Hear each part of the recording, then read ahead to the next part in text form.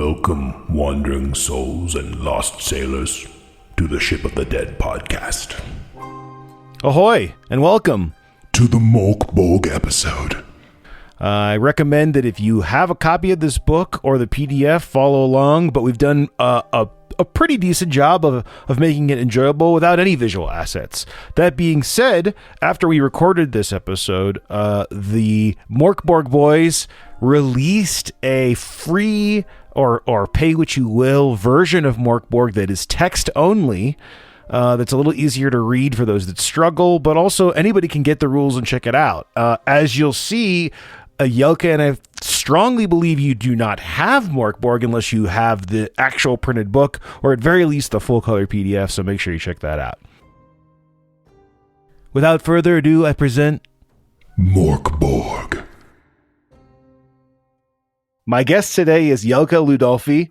Jelke and I have been longtime collaborators ever since, what was that, Secret of the Porvenir that we did? Secret of the Porvenir, yes, I did some items for that. I'll put a link to it in the show notes, but it was a 5th edition adventure that we did on our Creators Guild Discord server where all these item and map and music makers, we all collabed on this spooky ghost ship. And you did this, remember it was like a barnacle encrusted concertina? A concertina, that's the first time I learned about the word. It's like what a banjo is to a guitar. It's sort of like a concertina to like an accordion. Yeah, if you have it in Sea of Thieves, it's the little thing that you grab and play a pirate shanty. Yeah. Back then you were running a Patreon called Tavern of Trinkets. Yeah, I used to do a lot of magic items. I wrote them, illustrated them, and that died down eventually. And the illustrations are like top tier, like incredible. Oh, thank you so much. But you've since moved on to Questiary. Can you maybe give us the elevator pitch to our listeners what Questiary is? Yeah, so I do the graphic design and layout for Questiary, and basically with Questiary, we want to make bosses and encounters just this awesome package which you can just throw into your game, have a great time. And basically every week we make this big old illustrated boss with like a full background, quest hooks, and a full story.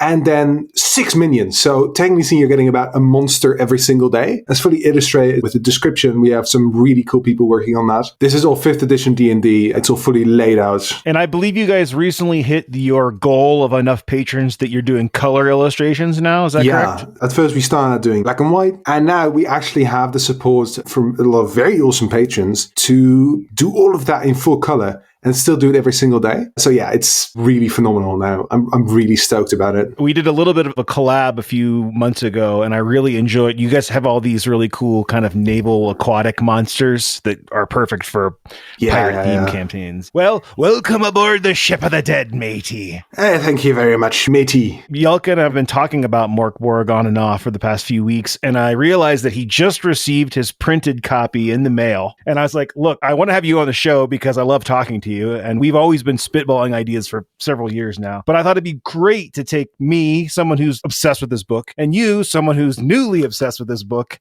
and kind of go through it, dig into it like we almost found it hidden in a dungeon, and just kind of dissect what we think about it. And, maybe this could be people's intro into Mörk Borg. What do you think? I love it. Yeah, no, because I'm obsessed with the idea of this book so far. I look at the cover and I go, what was your intro into Mörk Borg, as they say? I think someone linked me the site because I do a lot of layout. They were like, have you seen this? And so I scrolled through some of the screenshots and I was immediately obsessed. And then I finally decided I'm going to order myself a copy, and I've not opened it yet, but it's lying right next to me here. So I can't wait to get into this. You haven't even looked in it I've been peeking at the front page since we started occasionally. I love this. Up. Yeah. Yeah. I've seen the screenshots. So this book is like a total reinvention of the concept of an RPG book. It's almost like a art punk zine smashed into like a 140 page book or whatever it is. It's written by Pelle Nilsson and Johan Noir. The original English translation of Pelle's writing is by Johan, and then Patrick Stewart, not the Star Trek Patrick Stewart, but kind of a well-known OSR author, gave it his love, if you will. You can really tell in the language that it's very,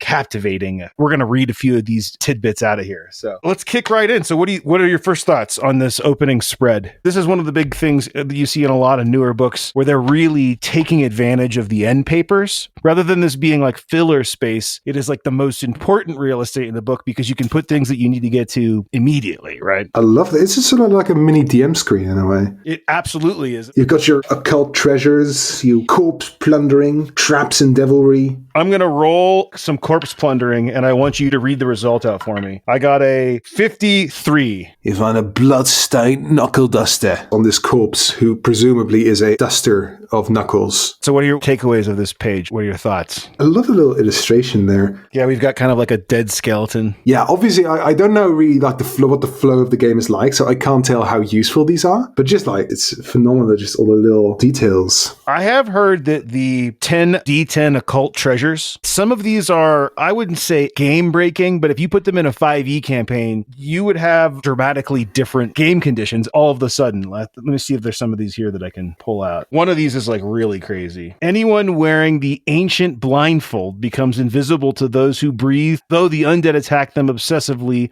and nearby corpses awaken in moaning unholy wrath. I mean, that's definitely going to change the condition of your game for sure. That's sort of the one ring, though. Yeah, yes, absolutely. Which is not overpowered at all, I think we can all agree. No. Let's move further in here. One thing I like to call attention to here is on the credits page, things that are just different about this book. First off, I really like how they have all the logos from all the different people who have worked on this book. Usually you just have normal credits. But my favorite thing here is the music that helped, which is a list of like all these doom, dark, black metal bands. And you don't really see that very often in an RPG. Jelke, what kind of music do you listen to? Are you into metal at all? So I've fallen into the habit of just clicking on like make a radio out of a song that I enjoy on Spotify. And that is basically all I listen to. And I think I have a new few playlists of me here. They actually have an official Mörk Borg playlist that you can check out. I'll put the link to it in the show notes, but they have one. I'm assuming it has all of these bands on it. That just seems like the logical next step, but it's very doom sludgy. Also, have you heard of this? I'm holding in my hands a vinyl record. This is called Putrescent Region. Basically, this is a album these guys did that's like a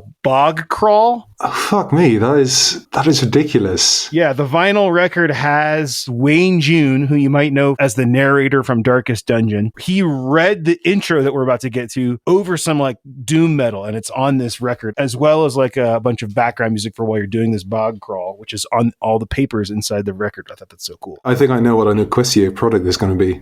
Are you guys going to start making vinyl? $12 tier gets a vinyl every month. $12 for a month? Sure, yeah, we can make that work. Also, can I just say, I love the format of the book. So this is like, what, A5? It's A5, yes. It's almost like they started as a zine and got too many pages. Yeah, because it's just so nice to hold. As opposed to the 5th edition book, I can put this in my bag without worrying for the lifespan of said bag, which is just very refreshing. Yeah, they definitely have gone into an extra level of detail with the embossing and UV varnished spot things, like his shield kind of shimmers with blood rather than it just being printed blood. Oh, I didn't even notice that. Yeah. Oh, that is phenomenal. Now, another one that really is going to blow your mind, on the spine, it says Mörk Borg, right? But if you look closely, there's a glow-in-the-dark spot ink on there, and there's a hidden message that glows if you put this thing in the blacklight. Oh, I'll damn. save that surprise for you if you get it into the dark. I will get it in blacklight now. I think there's one or two other uses of that ink, but I haven't found them yet, so. Yeah,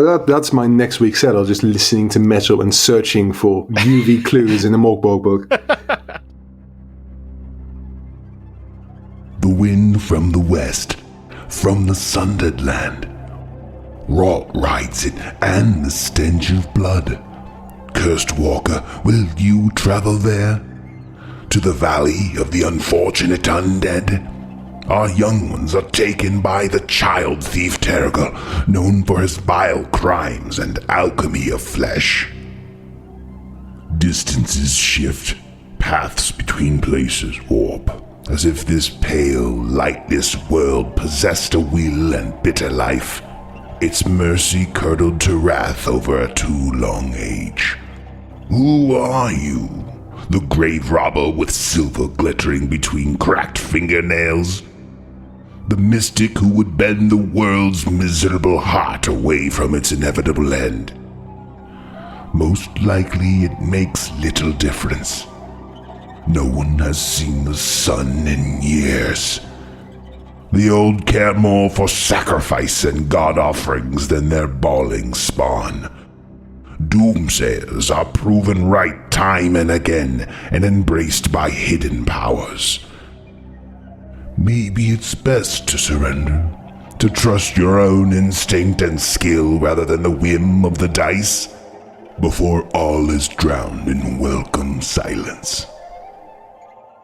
Life locked and failing in a dark fort. Alchemy of flesh? That's the most... Yes. God, get out of here like bloodmancy.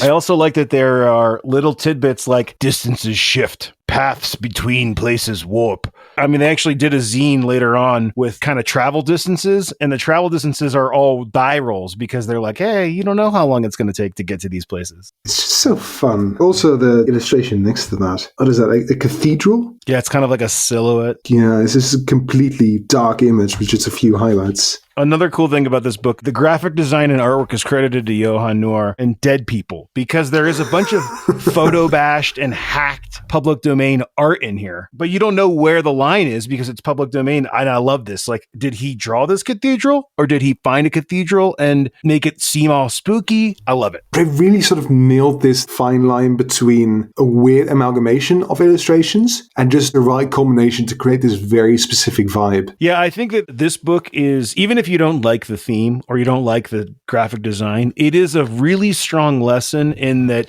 you can convey tone and theme to your readers or anybody. I mean, even if you were running a game, just with tone and graphic design approaches. You know, like if this had been on parchment paper and all the illustrations and art were very colorful, even if it was the same world, we would feel different about consuming it as our role-playing game players. Oh, for sure. This is an absolute masterclass in like using graphic design to its fullest advantage to sort of convey what you're doing. I'm really curious once we get sort of to the rules sections to see how they also use that. Let's flip forward. We're not going to read through all of this lore because it's awesome, but we probably don't have time for that. Another thing I want to call out is like this here on page 5, you have these like neon Pantone ink that they have paid extra for, probably as a stretch goal to get it into this book. But this pink, if you saw a picture on the internet, you can't display this pink accurately on a computer screen. I mean, even the shots that you've seen of this book on the internet, it kind of pops in a neon way that same with the yellow. Like, I really think that just that idea that we're going to spend extra money is... Are you saying I'm looking at a unique pink? Something not touched by technology. Yes, exactly. Yeah, it's the printed on bastion of tradition. Yeah. If you bought the PDF and printed this on your printer at home, you couldn't get that pink. That makes me. That's worth the money, isn't it? Let's look at page 8, which has the map of. I don't know if there's actually a name for the world. Oh, that's a map.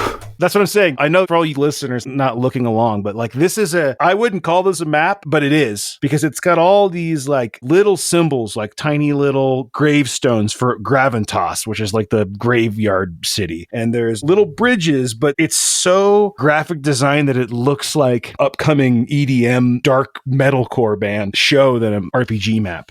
Oh yeah, it looks like sort of like a silhouette of a map, but it's just sort of been filled in with all these phenomenal illustrations. And this is all done by one person, you say? Yes, but all the graphic design is done by one guy, yeah. Bloody hero. Yeah, it's quite funny as well, because there's a few names in here. I mean, because I'm Dutch, some of these words are very similar to the Dutch ones. Okay, like which ones? Galg actually means like a noose in Dutch. So Galgenbeck presumably means something like News City. Yeah. I mean, these guys are Swedish, so I'm assuming there's got to be some overlap. I presume there's something going on there, yeah. Because at first when you look at it, it just looks like it's just a few simple things. And then the more you look at it, the more sort of weird details stand out to you. Any in particular? I just love that little field of upside down crosses. There's definitely a lot of upside down cross symbology in this. Also a bunch of like little people standing in front of because my instinct is to now say that as I would in Dutch, Galgenbeck. If you ask those guys, they would say it however you want. I say Galgenbeck, but I'm a dumb American. I have no knowledge of other languages. I do feel like this world is at a point where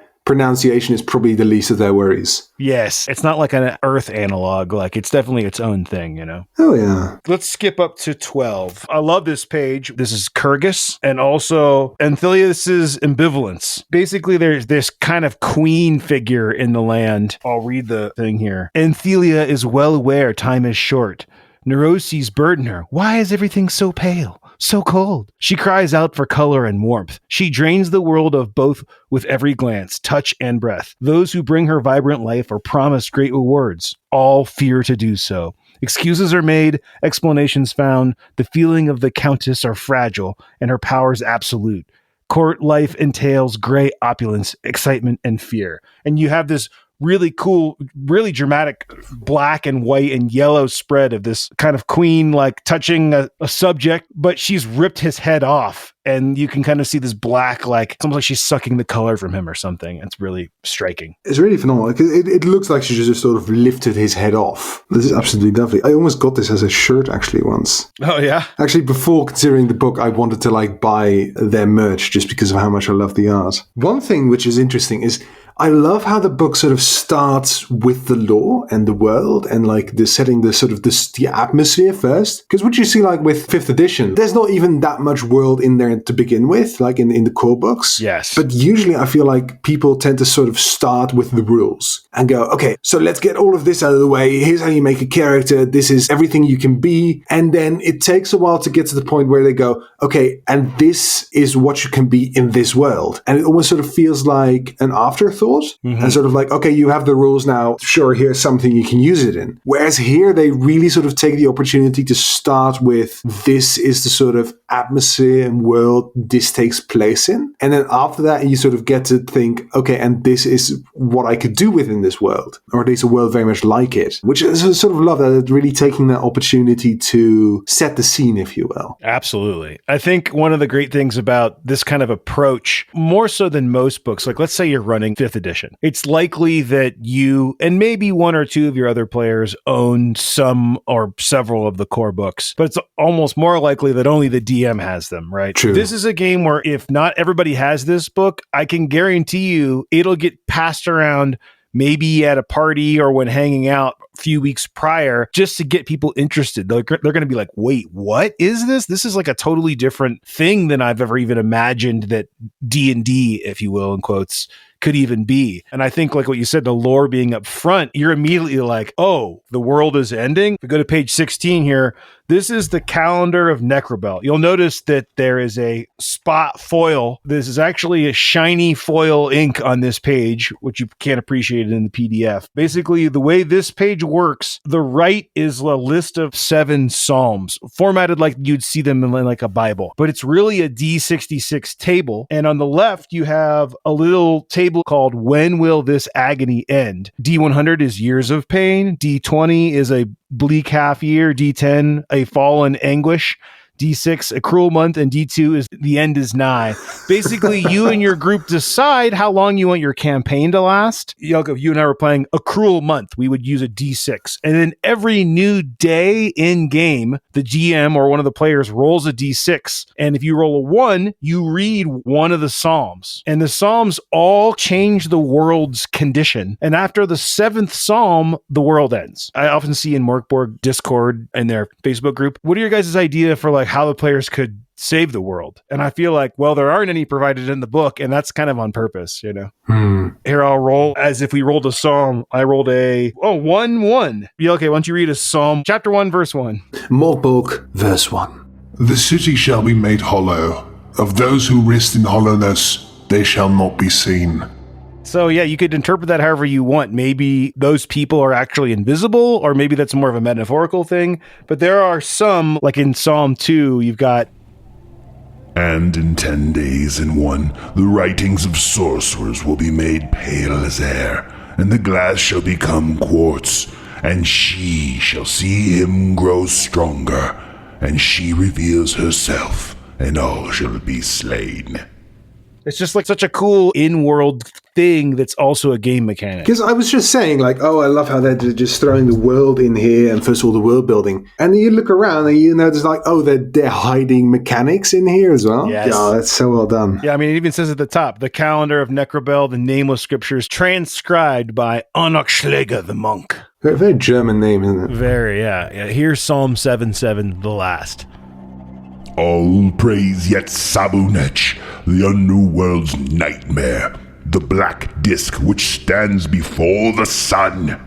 All praise Varhu, beaming with delight. All praise the fire which burns all, and all the darkness shall swallow the darkness. You can just hear like the doom metal in the background. Oh yeah, this totally has end of an Indiana Jones film mad speech to it. Yeah. Yeah. I can see why they didn't include ways to save the world. Doesn't really feel like that's what they're going for. No, definitely not. But I mean, if you want to do that, it's your game. Go for it. And all was a happy ending is what the last page says. yeah. The last page is just colorful rainbows. Yeah. It's just that unique pink with like, good luck. You wake up from a terrible dream. Thank God you're still alive. Phandelver awaits. What a nightmare. This sort of feels like if an RPG was a nightmare. Yes, yeah. That's a campaign right there. Just your characters go to sleep in 5th edition and they wake up in Mörk Borg. Yeah, I think it's this Mothership's Pound of Flesh. This is like a sci-fi OSR game, but they have a thing in there that's kind of like Twisted Matrix holodeck. And they even say, they don't call out Mörk Borg specifically, but they're like, hey, if you're looking for like a side quest, this is a great spot to interject another RPG. And I'm like, that's just such a cool idea that all your players jack in. I love it. And then they play Mörk Borg for a couple sessions and then the world ends and then they all wake up and they're back on the space station, I love that. Creating a player character. Without me saying anything, I just want to hear what you have to say. You can read as much as you want and then let me know what you think about this character creation process. Very, very unconventional player charactering. As someone who's, once again, quite used to 5th edition. Oh boy, so we got some nice illustrations of very angry-looking dudes. In this world are those who seek riches or redemption. Some say the apocalypse is escapable, that it might even be stopped. And there you walk in discord and despair. One hand holds a 2d6 times 10 silvers. The other holds a water skin and D4 days worth of food. Your soul and your silver are your own, and equally easy to lose. To begin with, you are what you own. So you've got a few options here for rolling what you own. So this is a D6 and then 2 D12s. You just start rolling. So let's see, we'll roll here. Oh, I started with nothing. And then we'll go with D12, a silver crucifix, and a tent. A few things to call out here. A sharp needle, a magnesium strip, D for monkeys that ignore but love you. So you can start with monkeys. That's very piratey. Sounds like a family dinner, yeah. Lard. A medicine chest, an entire chest full. That's quite handy. Yeah, I also like on the first table, the D6, that you can begin with a small wagon or a donkey. Yeah, this is quite the range here they have. Yeah, you can go from nothing to having a cart. It's very much a let the dice determine your destiny kind of game, Oh, yeah. So, yeah, you can have exquisite perfume or life elixir, or the aforementioned D4 monkeys. A few magic scrolls by the looks of it. On the next page, we have one of the more famous spreads in this book. These are D10 starting weapons. The next 4 pages are the D10 starting weapons, right? Oh shit, that's what they are. Fuck me. Oh, that's really well done. We are looking at the first page here is number 1. If you roll a 1 on a D10, you start with a femur. This is like the page that people always, when they're like telling their friends about Mörk Borg, they're like, yeah, you can start with a femur. There's a whole page that's just a picture of a femur. Like no other, I've never seen an RPG prior to this that would have this size balls, if you will. Do they specify, is it your own femur or is it someone else's femur? They don't specify. I had assumed it was just a bone that you had found, but... I feel like if you really want to get hold of a femur, yourself is probably the most low effort way, isn't it? I mean, yeah. Are you saying you're removing it from your body or are you just like you're whacking them with your leg? Just kicking people. They're saying you just kick people, yeah. I assumed you picked up the femur on the ground because there are dead bodies everywhere and the world is ending. That's a fair point. Very resourceful of you. Yeah, no, I think outside the box, pick up a femur before you remove your own leg. Why not? I like the idea that you don't have a leg and you have to use the rotting femur that was your leg as your only weapon. You sort of have to keep it out in on one hand to keep yourself balanced. Yeah, you have some kind of crutch as well. Okay, and then what else do we have here? We have a bow. I don't actually think we've talked about the man here yet, have we? Oh, yeah. I'm guessing this was maybe... If it wasn't a public domain man, it's done in an old style of art. But then he is filled with all manner of weapons, just impaling him. There is a staff stuck in his head, a short sword, a knife, a warhammer. All the starting weapons are literally piercing his body. Yeah, they're essentially showing the weapons in action, all at the same time, all on the same person. This is one of the 2 starting weapon tables. Just what a great way to set the tone, It's poor. Again, like, I would totally be comfortable just, if I were to play Mörk Borg, to just show my players the book, just let them look through it and just not even have them read anything. I just like, here, look at these pictures. That's it. You get it now. You don't even need to explain the tone. Just be like, here. Oh, okay. I got it. What are we playing? Here's a femur. Okay. See, there we go. Yeah. Now, you'll see later on that some classes, especially like the more magic-y classes, they actually roll a lower die size for their starting weapon. So if you're like the, kind of wizard, and not that there's a wizard in this game, but you wouldn't be able to start with a flail, but some guys can start with a flail. So we get this double yellow spread, taking up lots of real estate to get us into the vibe and the theme again, rather than just having a list of equipment, which we do see on page 25 is in bright pink neon list of all the equipment that you could have. And I think that this book is probably 20, 25 pages if you took out all the graphic design. So far, it's definitely like at least like a quarter of a page every time. It's just art. One thing I like about this equipment page 25, and I've heard a couple other people talk about this, is that, tables are a really, really great way to explain the setting to players and to the GM. And by showing what things are in the world, you're like, oh, okay, I can understand. If there are machine guns, you're in a much different world than when there are the kinds of things on this table. A few I wanted to call attention to: exquisite perfume. So there is perfume here. That means there is some form of society that has luxury. Also, a meat cleaver, which is listed. I think a meat cleaver probably exists in every world where they slaughter animals and eat them. But the fact that it's listed in the equipment list here makes it much more likely that you would buy a meat cleaver and use it. But then one of my favorite is the preserved corpse is in the normal inventory list, and it costs 66 plus D6 silver. Just so much world building just with a simple item. I think I'm very drawn to the magnesium strip again. Does that have some scientific use? Is it like a fire starter or something? I'm sure it is. I'm not familiar enough with magnesium. Is it metal? It's definitely metal. I think there's like a dungeoneering use for it. It's good for the bones, I believe. It's for repairing your femur.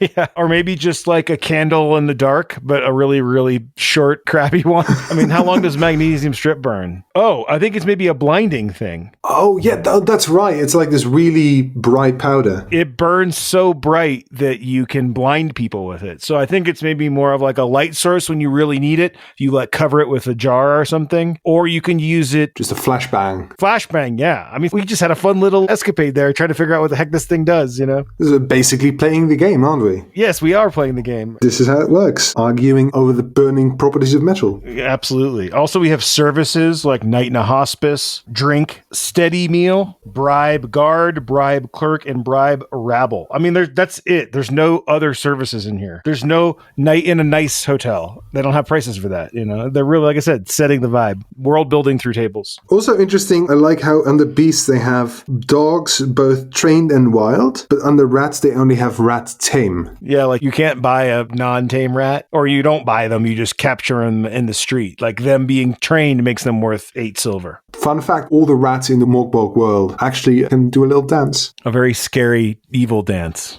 Dance macabre all the way. Okay, so that brings us to 26, which is the first actual delivery of rules in this game. And also the first delivery of one hell of a painted full-color image. Yeah, this has got to be some public domain, but we're looking at like a very Renaissance, post-Renaissance, maybe apocalyptic painting. I'm sure there's a name for this painting. It looks like the flood has arrived, and there are angels pulling their hair out and dying, and people drowning, and they're all like kind of climbing this island in the middle of the flood. Really pleasant stuff. I'm really excited to be alive in this world. Weirdly, though, because there's like some small amount of color in it, weirdly the cheeriest image so far. I was going to say, when you turn to this page, you're like, oh, some color. Oh, it's not just black, white, pink, and yellow. This is the first time, I think, other than some red that we got earlier, this is the first time we're getting like a full color image. Yeah, this game is getting soft. People dying in full color. Dude, come on, guys. Way to really drop the ball. But yeah, we've got here a little slice of text. Abilities. So this is a kind of classic BX-inspired OSR game. For stats, there are 4 of them instead of your normal 6. You don't roll 4d6. You don't pick where they go. You don't drop the lowest. You roll 3d6 down the line. And if you roll a 3, you're a -3 to that ability. And then the main mechanic here is you're rolling a d20 and you're adding your ability. So if you're attacking with a sword,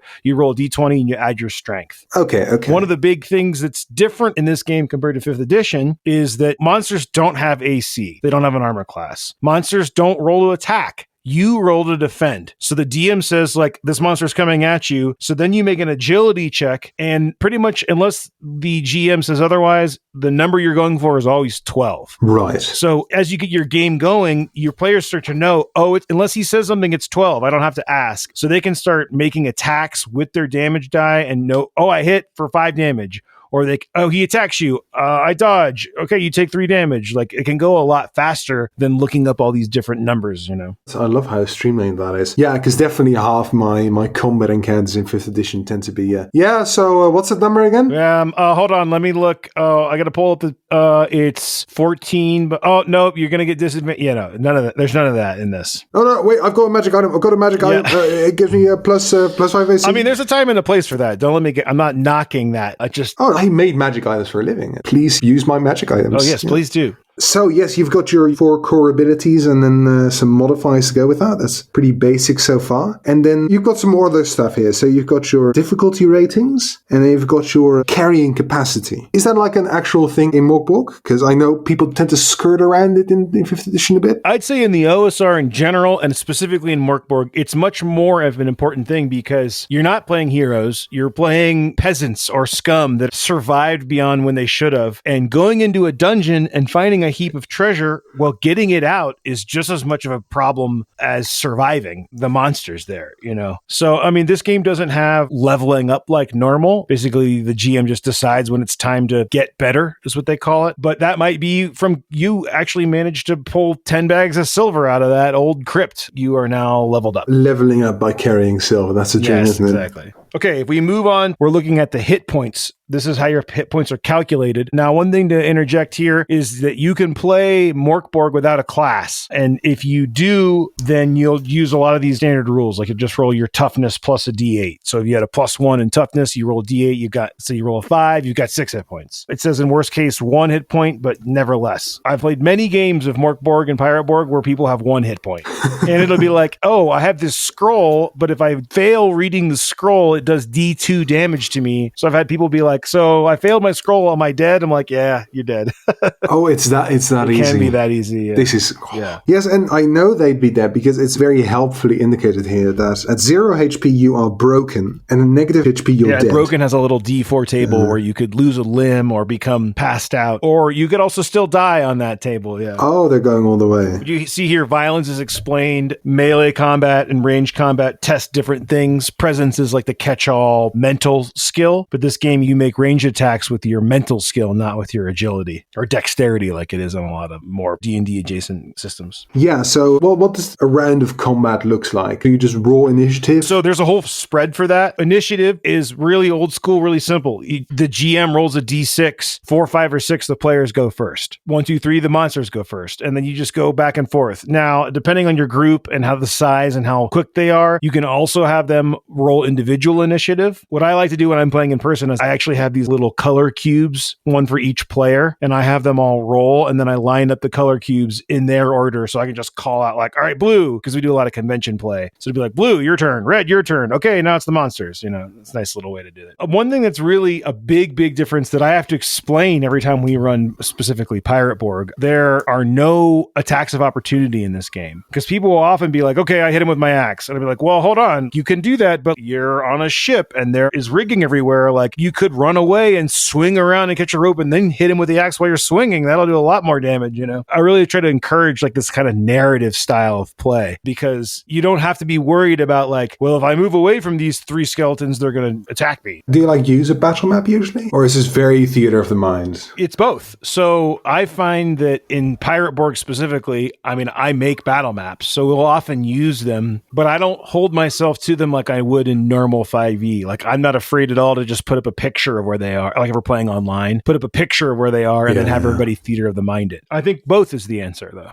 whichever your preferred style is. Okay, no, but then I imagine like the battles get a lot more dynamic just because you have a bit more freedom in just sort of moving around and having fun with it. Absolutely. I was playing a little Doom 2016 last night. I finished my monthly release and I was like, I need to blow off some steam. And I was playing Doom and I was like, man, I really want to write a little adventure for this where you're rewarded for running around. Like in that game, if you stand still, you die. And if you run around, you live forever. 5e is not that way at all. You can't run around because everything will just swing at you. And this is like a nice departure from that style of play. Nice. Yeah. I'm very curious to try that. So we're on this kind of rest, reaction, morale page. And these are all really throwbacks to Dungeons and Dragons, like Basic Expert, where every monster only has like 3 stats. And one of them is their morale. And when they take a certain amount of damage or their leader dies or the GM thinks they should be scared, you can roll 2d6. And if you roll under their morale, they surrender or run away. Like monsters don't fight to the death. People don't fight to the death unless they have to,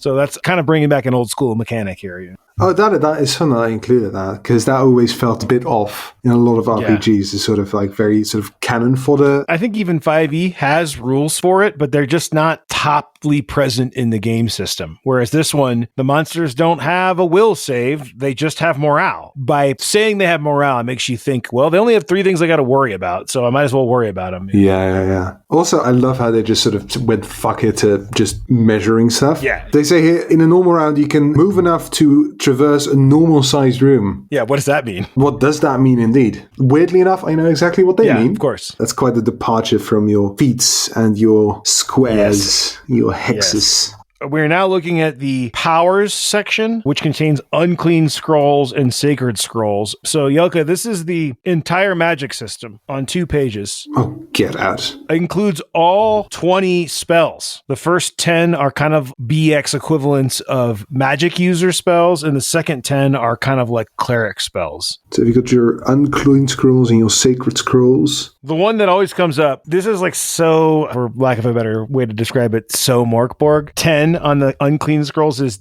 death. All creatures within 30 feet lose a total of 4d10 HP. Now, having just heard that, do you think that includes the caster or not? I would guess this very much includes whoever casts it. It's like a self-destruct. I love it. Nothing like a Blaze of Glory, in my opinion. The other thing is that, there's been a lot of discussion online on what the intent of lose 4d10 total means. Does that mean you roll the total and then everybody loses that much? Or you lose a total and it's like a pool, but then the caster decides where it goes. The real answer is like, well, what do you think it is? It's kind of a totally different approach from the like rules written by a rules lawyer specific operations manual, Actually, it's quite thematically appropriate because no one knows what happens when you die. Exactly, yeah. And then, of course, we've got death and then Wetzotl blind your eye. That's a word. Yeah. The creature becomes invisible for d6 rounds or until it is damaged. I will say a lot of these do sort of feel like quite familiar spells, but just with very metal names. Very metal names and sometimes odd mechanics, but sometimes not so much. There's one unmet fate. One creature dead for no more than a week is awakened with terrible memories. Basically, it's just resurrecting somebody. But the terrible memories is a nice little twist. It's got a little twist, yeah. Undead flavoring. Yeah. So you said the top ones, are sort of like the necromancer, wizard magic. Yeah.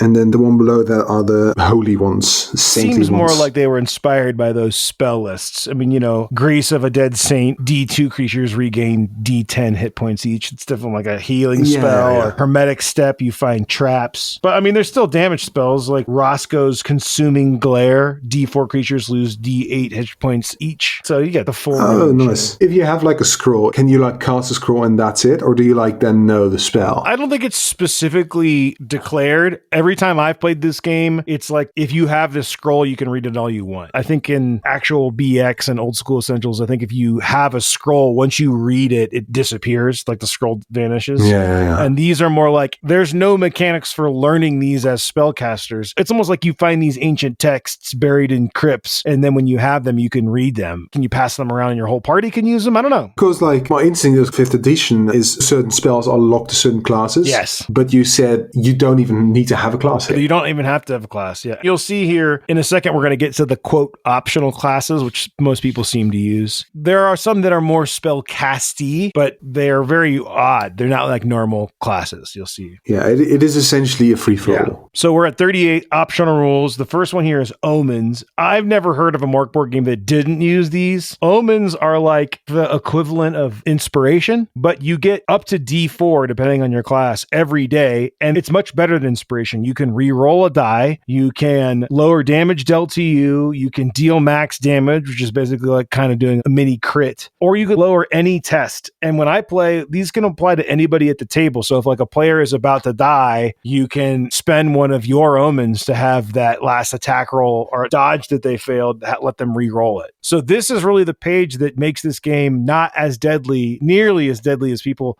seem to think it is. They're doing it in a fun way. And you have like a set amount of omens when you start? Yeah, it's part of character creation, and each class has either a D2 or a D4. Oh, nice. Yeah. We'll skip ahead to the optional classes. Oh, we've got that lovely pink again. Yeah, here we're looking at the Fang Deserter. I mean, if you read this guy, all the classes are written just like that. They come with a few basic modifiers to like their stats. And the way they work in Mörk Borg is when you go to roll those 3d6 at the beginning, these actually tell you to roll different numbers in some cases. So if you got your 2d6 times 10s and 2d omens. Yeah. He starts with 2d6 times 10 silver and d2 omens, but you see over on the right, it's silver, on the right under abilities, build like a bull, roll 3d6 plus 2 for strength. So I found in play that may not even be enough to give you an extra modifier. It's not roll 3d6, look up the table, and then add the 2. It's 3d6 plus 2 for your strength. So you have a better chance of being better at strength, but not that much. But then there's always a drawback, like these guys aren't that smart, so they roll 3d6 minus 1 for agility and for presence. Because it's quite interesting, because Fang Deserter, are they sort of combining class and race into one here? How does that work? There is no race in this game. I think the default assumption, at least for me, is that it's a human world. I like that. Yeah. But, I mean, it doesn't say that. There's no explicit description about race. There are no mechanics in here as is for modifying your race, like a normal role-playing game. But you'll see, like, if you flip forward, Fang Deserter, we've got Gutterborn Scum. This illustration is absolutely giving me flashbacks to when I was a teenager, and you'd have like Jeff the Killer and like those weird creepy pastas. Yeah. This is like, I cannot unsee that. I mean, like, this guy starts with, you roll d6 for their bad birth, and one of them is mother hanged from a tree outside Galgenbeck. You fell from the corpse. Like, that's so dark.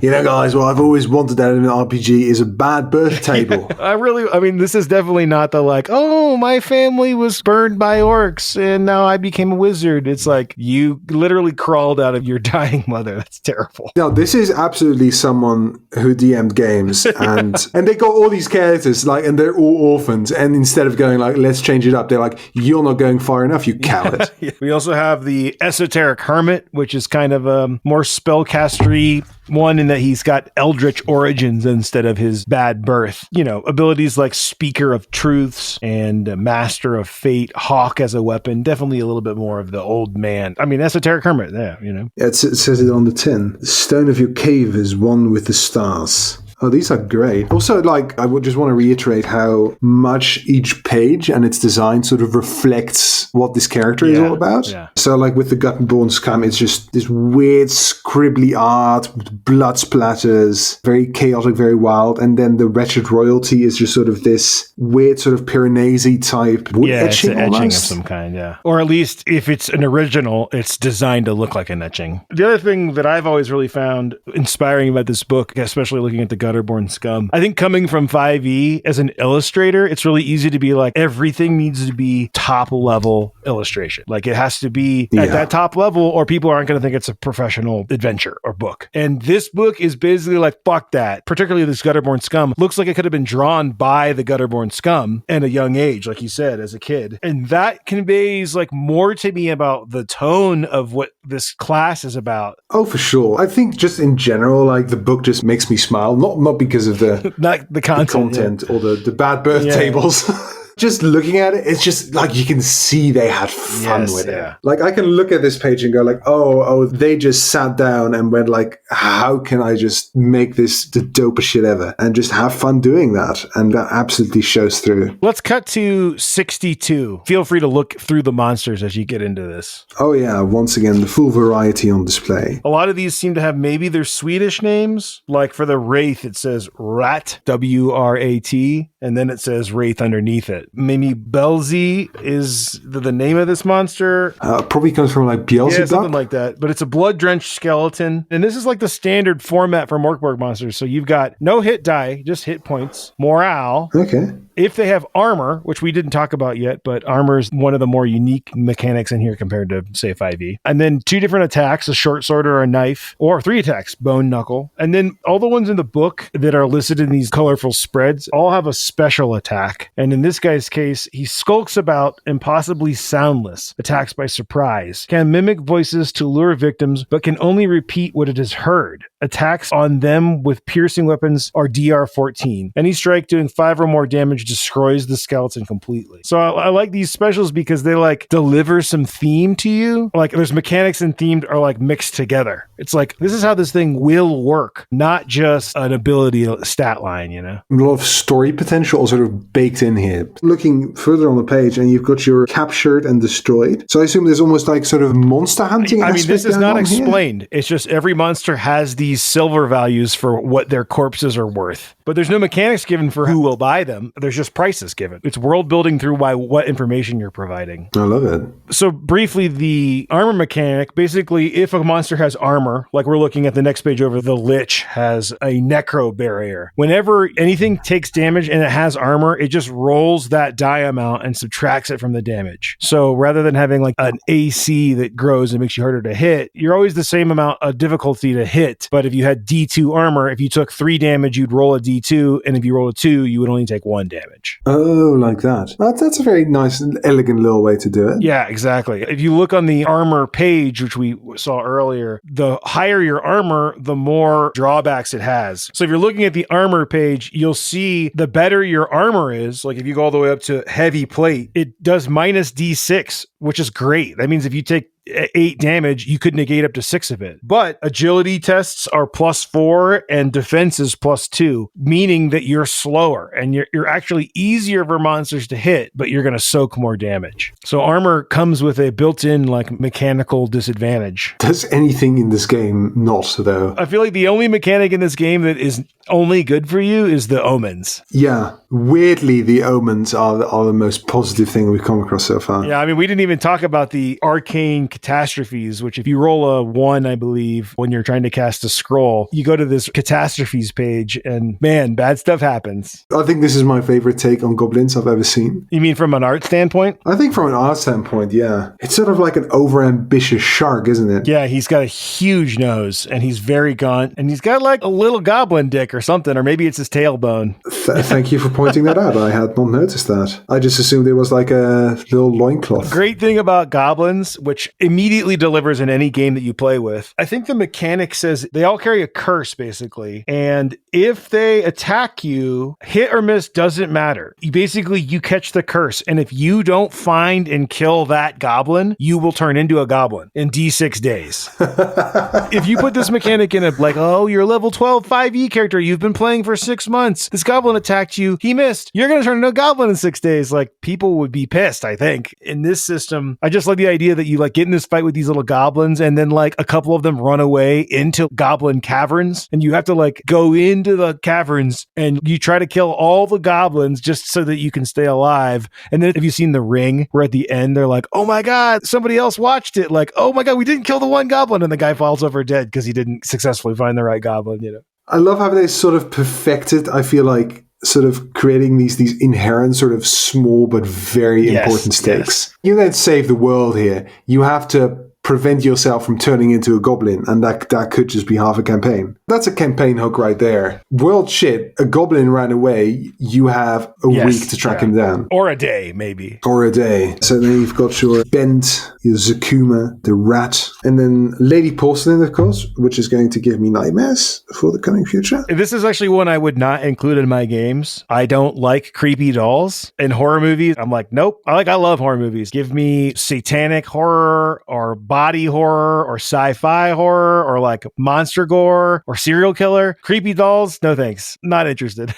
Also, like, it's a photo, which is like has been slightly painted over, so it's like even more it's like a eerie photo of a doll face with kind of like scary stories to tell in the dark approach to the inking and coloring, if you will.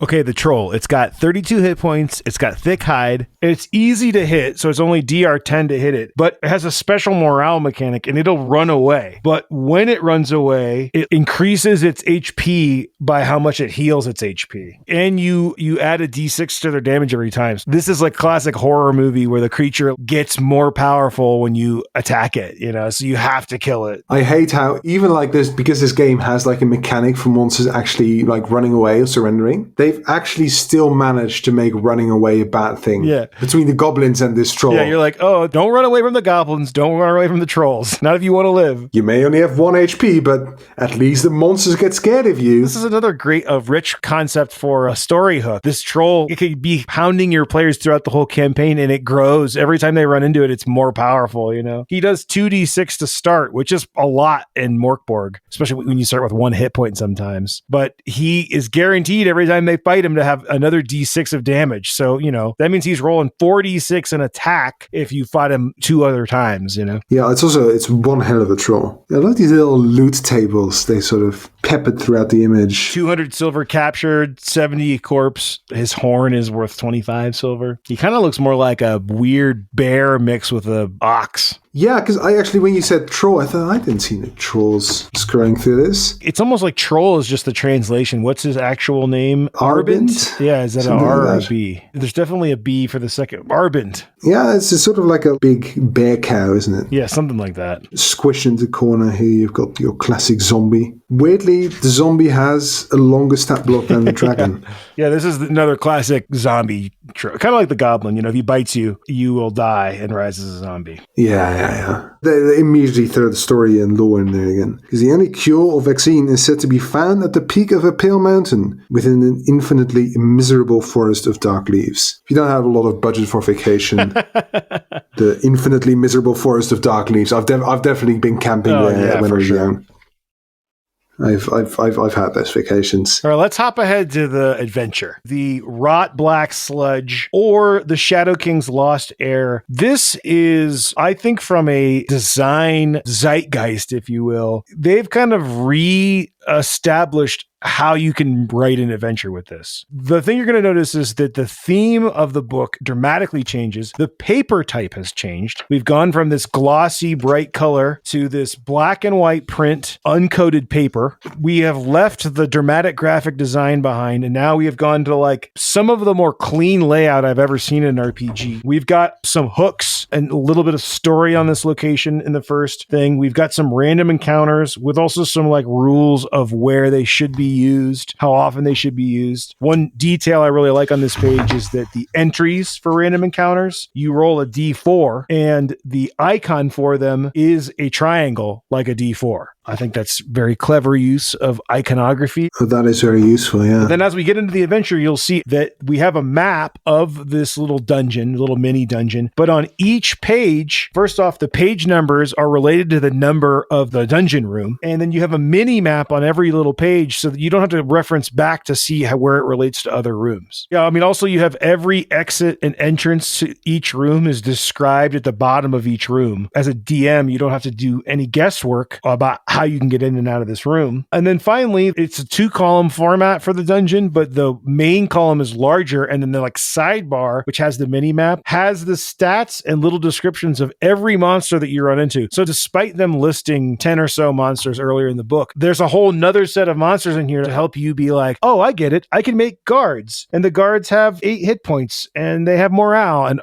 that's all I need for a monster in this game. This is a masterclass in just using layout to your advantage. Because like I mentioned mentioned earlier, I do layout for work, and like occasionally you see like interesting things come along, but very often you see sort of a lot of RPG layout design is sort of descended from 5th edition, which is, I will say, I love the layout of those books, but I think also it's very much could just be a Word document in terms of where it's placed. Whereas what you're seeing here is that things are actually very specifically presented to fit the page and fit the format in which it's in. So it's just phenomenal to see that. Yeah, I think a lot of it comes too from the design process for those more traditional, larger, I don't want to call them corporate RPGs, but when you have a large company working on a thing, they have a design team and a writing team that comes up with what the thing's going to be about. It goes to editing and gets approved. Yeah. Then it goes into layout and they put in the art orders. Well, like here you've got the guy doing the layout also did the translation and the art, and he's working very closely with one writer. So like, hey, we need a table on this page, or hey, we're going to they're much more nimble as a design team, and they can make decisions about the book that you couldn't happen if you had hired a writer and then you no longer had that writer on staff, you know? No, I think, yeah, like you said, I imagine all of those layout artists just get the text and get some art and then put this into a book. Whereas, yeah, here you can very clearly see that they went, oh, this is what we need for this page. We can make that work. And then looking at the adventure itself, so what's sort of the elevator pitch for what's going on here? I mean, basically you've got, the king's son is missing and you've been sent to this like accursed den to try and find him. But it's,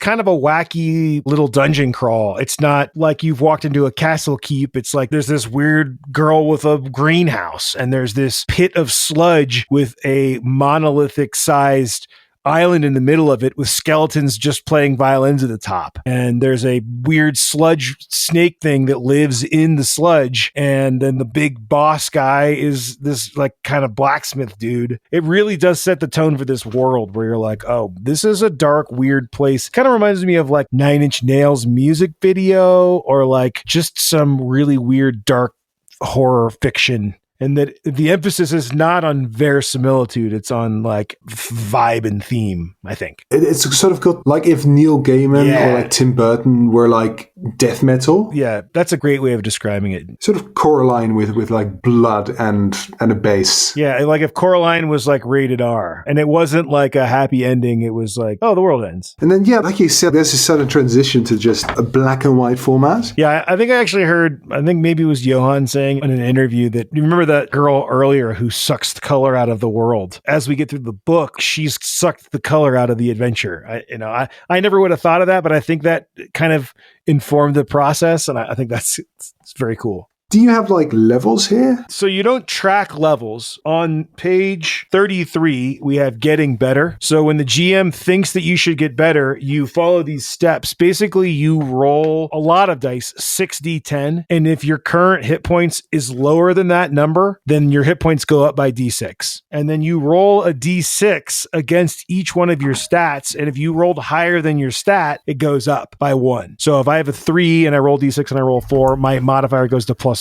But they can go down. If you rolled a 1, if you ever roll a 1, your stats actually go down a level. So it's almost like, oh, I've taken mental anguish, or I've physically been injured, or I can't withstand the stress of this world. So it's not necessarily getting better. In Pirate Board, we call it gaining experience, because it's not all, if you come back from war, you're not always better, Oh, shit. We can't have any nice things, can we? No, we can't. I love it. You could definitely TPK in this dungeon. It is very possible. I think there's like 2 more pages here. Yeah, you just have basically the end papers. More random tables. You've got a dungeon generator for making a random dungeon. Nice. Some adventure sparks. There's no table of contents, so the end you have a really great short index and rules reference for pretty much all the rules you need for the full game can fit on this one page. I mean, you need to look up scrolls and stuff, but all your attacking and skill tests and the mechanics for casting a scroll are all on this back end paper. Yeah, like you said earlier, just the fact that they also even use the insides of the cover here. And then you've also got a table here. Even more reasons to risk one's life. They are not beating around the bush, are they? No, they are not.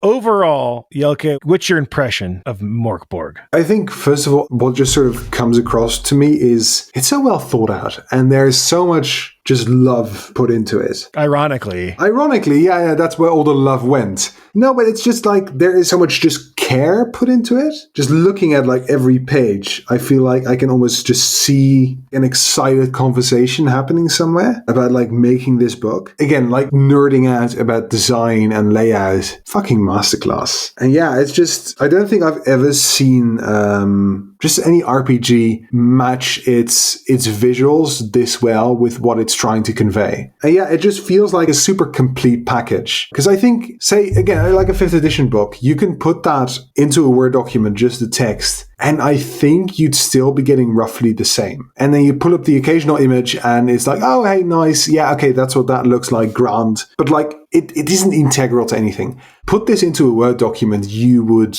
not get the same effect. You would not have the same thing. Yeah. The two are married. Yeah. If I were to recommend anyone this book, which I absolutely will, I think top of my list is definitely like, you get this book, you get like a complete package and you get something that works entirely together as a whole. The other thing is that the book is a dramatically different experience, in my opinion, than the PDF. And I think that that's not so much the case with the 5th edition adventure. Often it'll be like, I have it on D&D Beyond. Like, do I really need the book? This, though, is like, it's so, the end papers and like the way the adventure pages are numbered and like the way it's laid out, the tangible experience of the book is actually not equivalent to just looking at it on your computer screen. That's just phenomenal. See, you've got your special inks, you've got your... Hell, the last pages, they made it with a different type of paper to give it a different feel. Mm-hmm. It's not even visuals anymore. Like they've gone for the full sensory experience here. And you've got a printed bookmark ribbon. It says Mörk Borg, Stockholm Cartel, Occult Ortsmästare Games. That's I can't say that. Mästare? Well, bravo, guys. Oh, yeah. And I think it even smells like rotten corpses. There's a spot in here. So we're looking at the calendar of Necrobell here. The one thing I wanted to draw attention to is that when the world ends after misery number 7, the game books, your lives end here, burn the book. There are YouTube videos of people burning their Mörk Borg books. You know, I don't think they actually thought people would really do that, but what a thematic way to end your game. What a way to go. Don't have this. What are you doing? Yeah. Get the damn thing. Really, really solid stuff overall. Do you think there's anything in this book that you will bring into your own layout process? I mean, definitely like sort of looking at how the adventure was laid out. I would love to play around sometime with a little mini map. Yeah. I'm actually laying out an adventure right now, and I'm also doing the maps for that. And I am very tempted to see if I can like get a few extra days to do that and try out to have like a little mini map in there and like have some descriptions in the sideline. I did mini maps in The Haunting of Deathlight Cove, which is like a piratey 5e ghost pirate thing. And I just took huge inspiration from this adventure. Every page has a little mini map with like bullet points of what is important in that room. And I find like it's much easier to run things when those are in there. Also, I don't think I'm like confident enough to go this wild with fonts as they are here. Oh, but there's absolutely a lesson in daring to be unconventional and making that work here. I think that was kind of the point with this project was, you know, I think Johan has a pretty strong graphic design background. I think he was like, you know what? I want to see how far we can push it. The results speak for themselves, whether you like them or not. For sure. Can't wait to play this. Can't wait to subject my friends to this absolute tome of misery, if you will. Atrocious game. Hold fast, wretched sailor. We brace for the broadside barrage.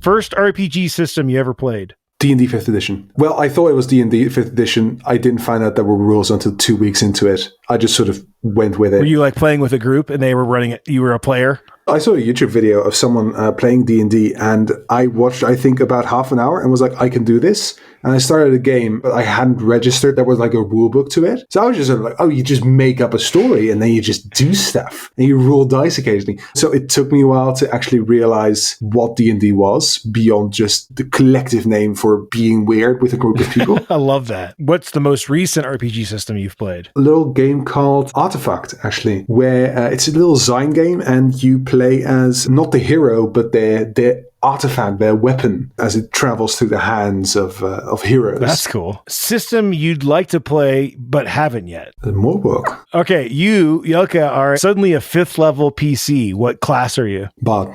add an entry to the What's in the Cargo Hold of the Ship of the Dead D100 table. A slightly disgruntled ghost ship cargo hold inspector. Favorite size die? D8, I think. Favorite fantasy or sci-fi movie franchise? I will have to be quite basic here. I think that is just Lord of the Rings. Questiary monster or weekly theme you are most proud of, or your favorite? I think my favorite monster is this thing called a Dwelfling. And it's essentially this sort of like a humanoid tapir who seeks out a house or an estate and just sort of starts caring for it and just sort of becomes completely bound to it and gains these Beauty and the Beast type powers where it just animates like the furniture and gains control of the house with layer actions. I would say that is probably my favorite monster, just sort of from a story perspective. Are you going to any conventions this year? I might go to something called Castlefest, which is in the Netherlands. I was also just at the UK Games Expo last month, which was really good fun. Oh, nice. How was that? It was really fun. I met a lot of other creators. Did you meet Che? I met Che, I met Peku, I met Alex from the Macatographer, Ollie from Moonlight Maps. It's like those are all my homies, but I've never even met any of them. Yeah. I have met Tom Kartos, and he looks even more magnificent in person, I can tell you. He must. Tom and I are going to talk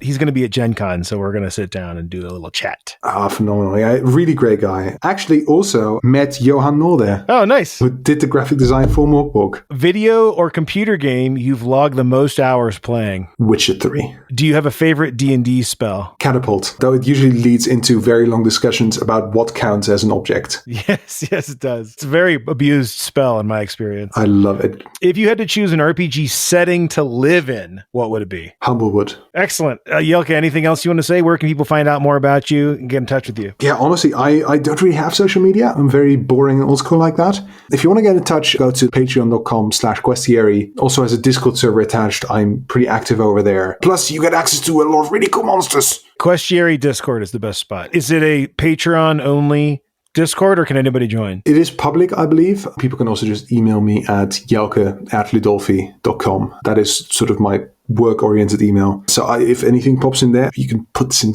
show notes if you want. Yeah, or someone is in need of layout and design. Absolutely, yeah, hit me up. Do you do illustration anymore? I like doing it occasionally. That is so wild to me. I feel like you're so good at illustrating. The fact that that isn't your main thing is wild. I think I very early on sort of when I found out I had a knack for illustrating, that very quickly turned into people paying me to illustrate things. And I think that very quickly sort of started draining me creatively, because suddenly everything I was drawing was for people. I burned myself a little bit with doing it too much commercially. So now I'm sort of trying to find that balance again. You got to do it commercially like I do. Just only work for yourself. That's the dream. Or people you really want to work for. Fair point. Yeah. But I'm absolutely open to talking shop or helping anyone out with anything. So yeah, send me an email. I'll probably see that.